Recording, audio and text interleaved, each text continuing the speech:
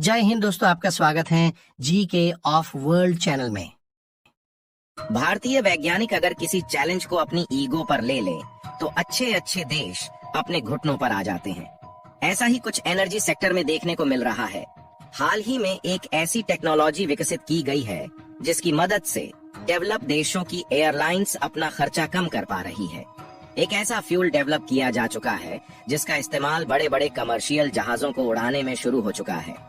Normal jet fuel से इस तरह के ईंधन की कीमत काफी कम होती है, जिसकी वजह से एयरलाइंस अपने फ्लाइंग एक्सपेंस को कम करने लगी है। अभी तक दिक्कत ये थी कि टेक्नोलॉजी केवल डेवलप्ड देशों के पास थी और इन्हीं देशों की एयरलाइंस को इस तरह का सस्ता ईंधन मुहैया कराया जा रहा था।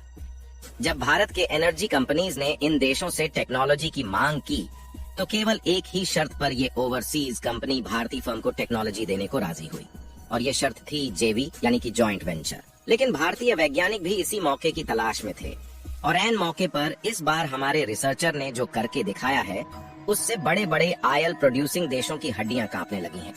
पूरी खबर क्या है इस वीडियो में समझते हैं। आगे बढ़ने से पहले भारतीय वैज्ञानिकों के इस महान कारनामे के लिए इस वीडियो को एक लाइक और चैनल को सब्सक्राइब जरूर कीजिए।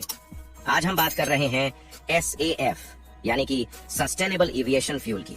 दरअसल ये एक ऐसे तरीके का जेट फ्यूल होता है जिसे कुकिंग ऑयल, एग्रीकल्चरल वेस्ट और खराब इंजन ऑयल से सस्टेनेबल एविएशन फ्यूल बनाया जाता है।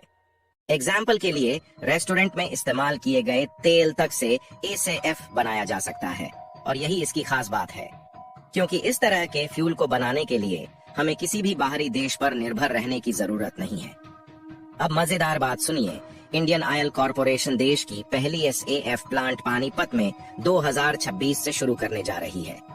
लेकिन इस प्लांट में प्रोड्यूस होने वाले सस्टेनेबल एविएशन फ्यूल की टेक्नोलॉजी भारतीय नहीं है, बल्कि IOC इस तरह के SAF जेट फ्यूल को एक अमेरिकन कंपनी लैंसा जेट के साथ JV यानी कि जॉइंट वेंचर में प्रोड्यूस करेगी। मतलब इस फ्यूल का प्रोडक्शन भारत में तो शुरू होगा, लेकिन इसको बनाने की टेक्नोलॉजी IOC को नहीं मिलने वाली। इस बात से शायद कहीं न कहीं हमारे वैज्ञानिकों को ठेस पहुंची और भारतीय वैज्ञानिकों ने कुछ ही महीनों में SAF टेक्नोलॉजी तैयार कर ली। अब हमें कहना तो नहीं चाहिए, पर IOC इंडियन ऑयल कॉरपोरेशन के कंपटीशन में अब एक और एनर्जी प्रोड्यूसिंग कंपनी कूद चुकी है जिसका नाम है MRPL यानी कि मैंगलोर रिफाइनरी और पेट्रोकेमिकल लिमिटेड, जो कि इस बार भारतीय वैज्ञानिकों के साथ मैदान में कूद पड़ी है। मतलब इंफ्रास्ट्रक्चर तो MRPL का रहने वाला है, लेकिन उसके पीछे दिमाग हमारे वैज्ञानिकों का होगा। यहाँ तक कि MRPL इंडिजीनियस टेक्नोलॉजी का इस्तेमाल अपनी नई यूनिट में करेगी, जिसको सेटअप करने की प्रक्रिया शुरू हो चुकी है। और पूरी तैयार होने के बाद इस यूनिट में हर दिन 20 किलो लीटर यानी कि 20,000 लीटर SAF जेट फ्यूल बनाया जाएगा। और लेटेस्ट रिपोर्ट्स की माने तो MRPL इस यूनिट के लिए जरूरी अप्रूवल लेने के काम पर जुट चुकी है। वैसे आपको बता दें कि हमारे वैज्ञानिक CSIR यानी कि council of scientific and industrial research के मेंबर्स हैं। CSIR ने इस फ्यूल का प्रोडक्शन पायलट बेसिस पर देहरादून में शुरू भी कर दिया था, और इस यूनिट में already 14,000 litre SAF jet fuel हर दिन प्रोड्यूस होता है, और इस ईंधन ऑलरेडी हमारी इंडियन एयरफोर्स इस्तेमाल भी कर रही है। वैसे ये बात आपको क्लियर कर दें कि SAF को डायरेक्टली किसी भी एयरक्राफ्ट में इस्तेमाल नहीं किया जा सकता, बल्कि नॉर्मल जेट फ्यूल में 1 या 2% सिर्फ मिलाया जाता है। CSIR ने जिस ईंधन को डेवलप किया है उसकी 10% मात्रा 90% में इस्तेमाल की जा रही है, और इससे काफी बड़े इंपोर्ट बिल में कटौती करने में मदद मिलेगी। दिक्कत यह है कि SAF की कीमत भारत में अभी केवल एक वजह से ज्यादा है, और यह वजह इंफ्रास्ट्रक्चर की है। SAF को प्रोड्यूस करने का रॉ मटेरियल्स जैसे कि cooking oil, used engine oil और एग्रीकल्चरल वेस्ट भरपूर मात्रा में अवेलेबल तो है, लेकिन इसे देश के कोने कोने से इकट्ठा करके प्रोडक्शन साइट तक ले जाने का इंफ्रास्ट्रक्चर मौजूद नहीं है। हालांकि इसकी पूरी सप्लाई चेन को खड़ा करने के लिए कुछ काफी बड़े कदम उठाए जा रहे हैं, और जिस दिन यह इंफ्रास्ट्रक्चर बनकर तैयार हो गया उस दिन भारत नहीं बल्कि दुनिया के बड़े देश टेक्नोलॉजी को हासिल करने में लाइन में खड़े हुए दिखाई देंगे। इसके अलावा भी भारत को एक और फायदा होने वाला है, क्योंकि सर्दियों के आने से भारत देश में कुछ यूरोपियन कंपनी अपने वाटर हीटर मैन्युफैक्चर करने के लिए नई प्रोडक्शन यूनिट खोलने जा रही है, और इसी कड़ी में काफी बड़ा निवेश भारत में आने वाला है। कमाल की बात यह है कि अगर यूएस और चीन का ट्रेड वॉर नहीं छिड़ा होता तो शायद यह निवेश भी चीन के किसी प्रांत में चला जाता, लेकिन कम मैन्युफैक्चरिंग कॉस्ट होने की वजह से फ्रांस की कंपनी भारतीय और एक्सपोर्ट मार्केट के लिए वाटर हीटर्स अब भारत में प्रोड्यूस करेंगी। और इसके लिए इस फ्रेंच कंपनी ने भारत में बेस्ड काफी बड़ी ब्रांड के साथ जेवी स्थापित कर लिया है।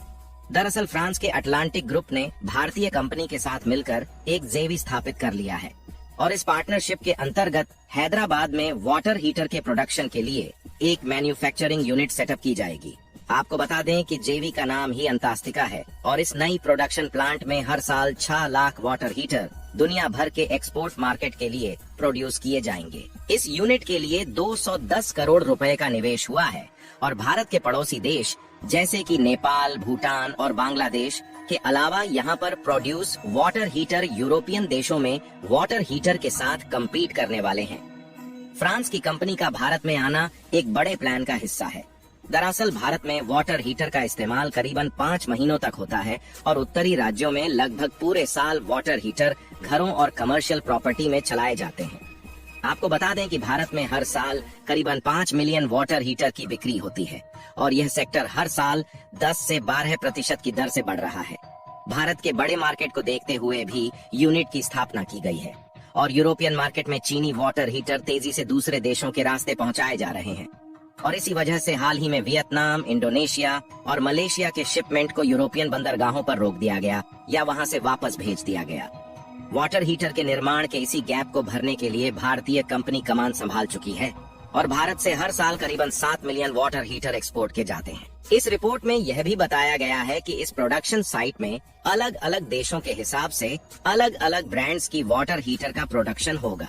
आपको बता दें कि आज भारत से दुनिया के 130 से ज्यादा देशों को वाटर हीटर का एक्सपोर्ट किया जाता है और इन देशों में रूस भी शामिल है, जहां के ज्यादातर इलाकों में आधे साल से ज्यादा ठंड का मौसम रहता है।